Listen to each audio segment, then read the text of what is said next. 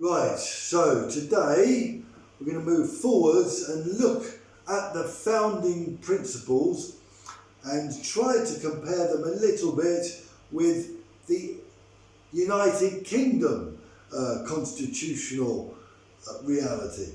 So,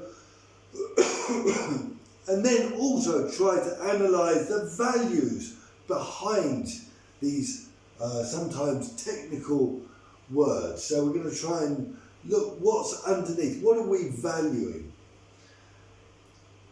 Now, the first bit of comparison we can do is l'Italia è una repubblica. So it's a republic.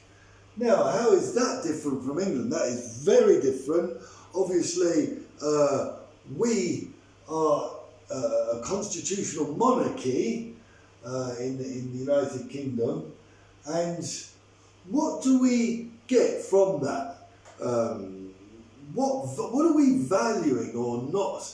What don't we want? Now, remember, these values have an emotional connection, so we feel very strongly about them, often unconsciously. Unconscious reaction, emotional reaction. And I think in Italy, here the value is not having privilege in the system. In England, we've got the Queen, who is obviously privileged. She was born into being the Queen. She didn't earn it. She wasn't chosen from a selection and had to compete with others. She was just born with this power and influence. And, she doesn't necessarily use the power, but she could use the power, and she's got the money and the position automatically. So there is privilege there. And this isn't just the Queen. The Queen is an example for many. You've got all the class system, the aristocracy, the upper classes, the middle class, the lower classes, all aspiring to be like the Queen, this model, all trying to be at a higher position. So with the Queen, with a monarchy, comes a kind of hierarchy of privilege in the system, automatically in the system. Now, Italy does have privilege. For example, if I'm the boss's son, maybe I can get a great job in the company.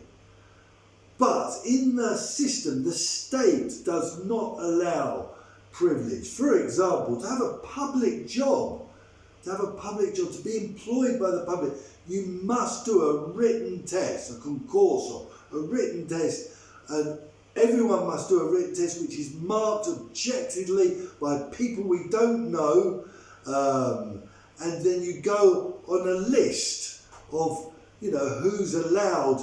They're not chosen by someone in an interview. They're actually competing on very objective criteria, which is a demonstration that there cannot be a privilege in the state. Privilege in the state is called corruption, and the Italians are very, very averse to this. Obviously, it does happen, but that's illegitimate. So, but in England, it's legitimate. It's in the system. The state is based on privilege. So that is quite a serious difference. The republic and a monarchy, and that shows a value in England for privilege. The state doesn't just allow it, it really incorporates it in the system.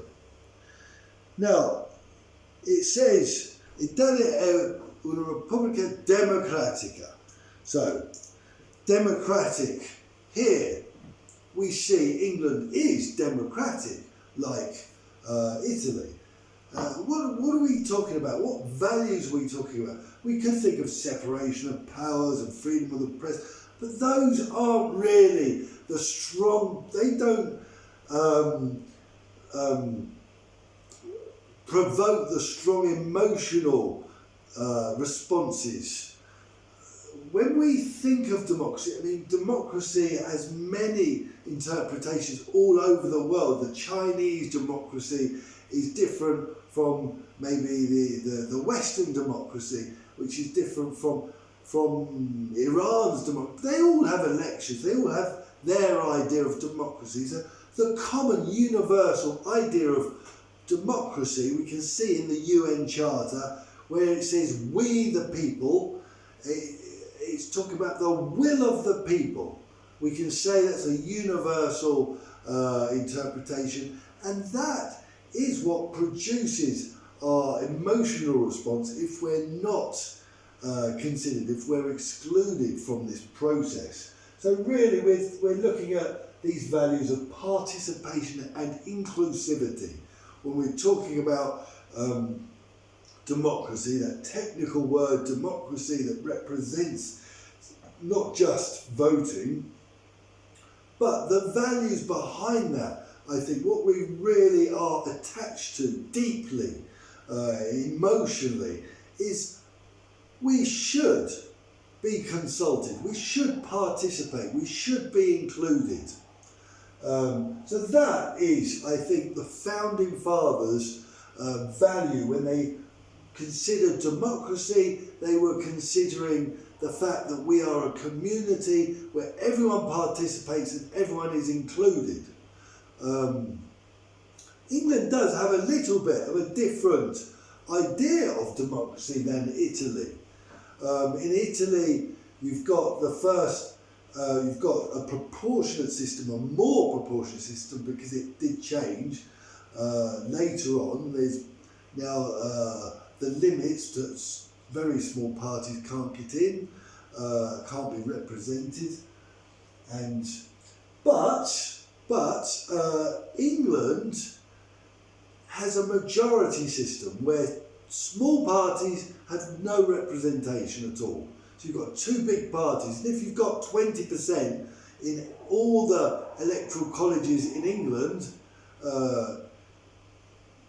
you don't get represented, even though you've got 20%. In Italy you would, and it's really against the constitution to have the English idea of democracy. They tried to bring it to Italy,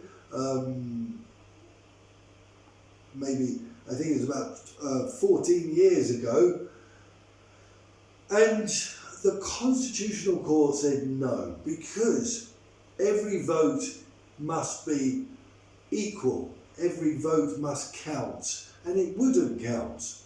So if you vote for a small party, you wouldn't even have representation in the parliament.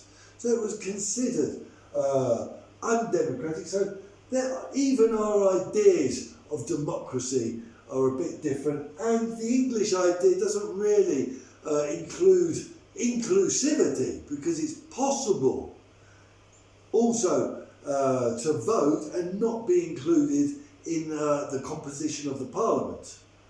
And that is what the Italians wouldn't accept, because their value of participation, inclusivity, means every minority, not to the extreme, but the small minorities are included. Now, then we go to the completion of the sentence, fondato sul lavoro. So l'Italia è una Repubblica Democratica fondata sul lavoro. What do we mean by fondato sul lavoro? Now, during this period after the war, there was two prevalent philosophies in the world. You had the capitalists and the socialists. You had the Cold War after this. And the socialists valued highly work, whereas the capitalists valued highly property, and they built the liberal societies, where it's less communal. It's possible to accumulate a lot of property and kind of distance yourself from the community, become a bit more independent from the community. But the socialists didn't want this. They wanted to value work because work integrated you into the community. So the work here, we can see the value the founding fathers were considering here was that work integrates, and they wanted integration, that they valued integration. And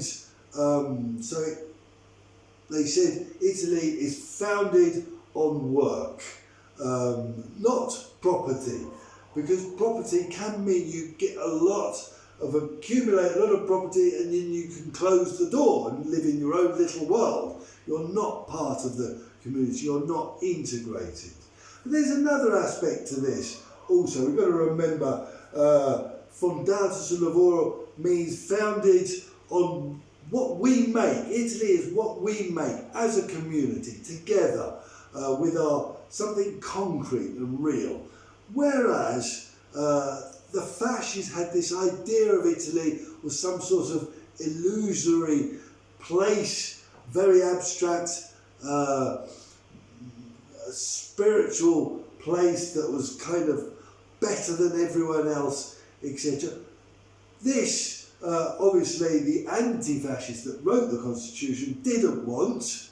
They wanted Italy to be really real and put work on a spiritual level. So they said work elevates the person, and they see work as a bit more spiritual. But work really does bring the community together, integrate people into the community. It means we're all going towards one objective. In Article 4 we see this. It says work is a right, and it is to progress, contribute to the progress materially or spiritually of Italy.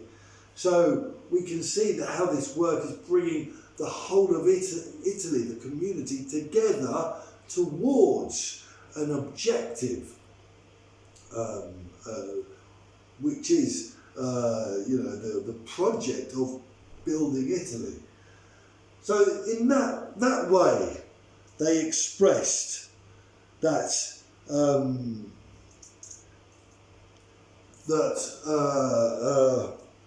they value integration, and from this first sentence we see that they're talking about building a community. This first sentence is kind of an introduction to Italy. You know, if you go to a party, you say, this is Bill, he's a professor, he's married to Jill, he's got a couple of kids. You don't tell it all about the life story, but you give a little bit of a shape to Bill, and this is the same thing. It's introducing us to Italy, which we see a little bit from a distance. We know it is a community where we are all on the same level. Everyone participates and is included, and we are all integrating deeply into this community, taking away the barriers, shall we say. When you work together, generally barriers come down. You express who you really are. You svolge la personalità, they say in Italian. It's where we develop our personalities, and the barriers come down between people. Okay, next it says that la sovranità appartiene al popolo. So the sovereignty belongs to the people. First of all, what is sovereignty? Sovereignty is just the power to do what we want on our territory. So normally we say, there's sovereignty in a country. It means we can do whatever we want. We've got control. We are the bosses in that country. There isn't outside interference, shall we say. And here it's saying the sovereignty belongs to the people. In England it's different. In the UK, the sovereignty belongs to the Parliament. We are a parliamentary sovereignty, not a popular sovereignty. The difference is, with a popular sovereignty, it gives the sense that the people are lending this sovereignty to their representatives to do what they want when there's the elections, obviously. And they are the bosses, the people are the bosses. They're a community that is strong. They are leading their representatives, they are leading the parliament.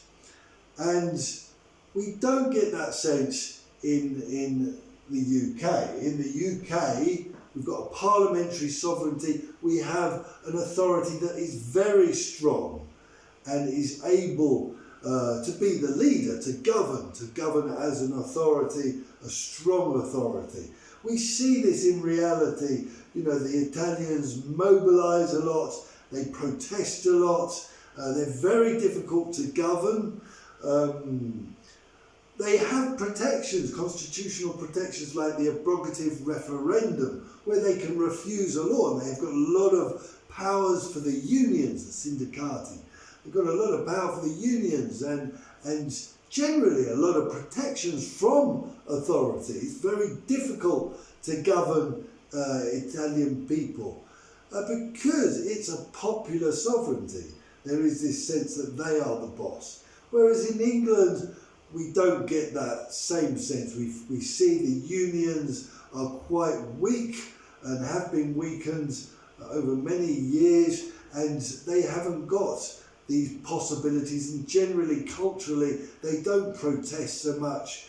These things are very unconscious, that have evolved over centuries of behaviour and relations with authority, and we see the results are that the English are more subdued, much easier to govern. Sometimes, in England they can make big, massive changes because the leaders are often very strong. And like Brexit, for example, in Italy, they don't. If something's unpopular, it changes. There's not much leadership, and I think that's the way they wanted it, especially after the war. After we see, the problems with having a strong authority. Now, it says the last part. So they've got the sovereignty. They're the boss. They want a strong community. Che la società nella forma e nei limiti della Costituzione. So this is saying that they've got this power, but they must use it only in the form and the limits of the Constitution. That is just saying that you can do what you want, but you can't go to an extreme. You are limited by the Constitution. You have these walls that prevent you doing anything extreme. So here we can value moderation. So it's always tempting. Sometimes now they have gone beyond the limits of the Constitution for COVID, but the Constitution allows that in situations of extreme danger and health problems. They can abolish all our freedoms of movement, etc. But, something like if there was a terrorist attack by a Muslim fanatic, it might be very tempting to say, put all the Muslims that seem to be extremists in prison.